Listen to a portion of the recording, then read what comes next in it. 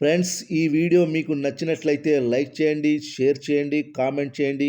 ఈ ఛానల్ను సబ్స్క్రైబ్ చేసుకోండి. బాలీవుడ్లో హిందీ హీరోల డామినేషన్ కామన్. టాలీవుడ్లో తెలుగు స్టార్స్ హల్చల్ ఉండడం కామన్. కానీ కథ అడ్డం తిరిగింది.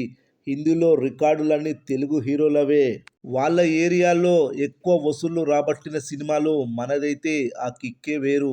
విచిత్రం ఏమిటంటే బాహుబలి 2 సినిమానే హిందీలో హయ్యెస్ట్ వసూళ్లు రాబట్టిన మూవీగా కొనసాగుతుంది. ఇక ఇండియా మార్కెట్ పరిధిలో ఎక్కువ వసూళ్లు రాబట్టిన సినిమాలను చూస్తే బాహుబలి 2 1030 కోట్లతో మొదటి స్థానంలో ఉంది. బాహుబలి 2 రికార్డుని ఇండియన్ మార్కెట్లో ఎవరైనా బద్దలు కొట్టే సీన్ ఉందంటే అది ప్రభాసే. తనకు తానే పోటీ కాబట్టి తన రికార్డులు తానే బద్దలు కొట్టగలడని ప్రూవ్ అవుతుంది. ఇక రెండో ప్లేస్లో కేజీఎఫ్ 2 859 కోట్లతో ఉంది. మూడో ప్లేస్లో త్రిబుల్ ఆర్ 782 కోట్లతో ఉంది. నాలుగో ప్లేస్లో 639 కోట్లతో జవాన్ మూవీ ఉండేది. కానీ ఈ రికార్డును కల్కి మూవీ 640 కోట్లు వసూలు చేసి నాలుగో స్థానాన్ని సంపాదించుకుంది. ఐదవ స్థానానికి పరిమితమైంది జవాన్ మూవీ.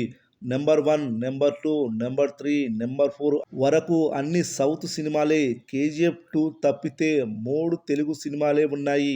ఇక జవాన్ మూవీ లాంగ్ రన్లో 1160 కోట్లు వసూలు చేసింది. ఈ రికార్డును కూడా కల్కి మూవీ బ్రేక్ చేసింది.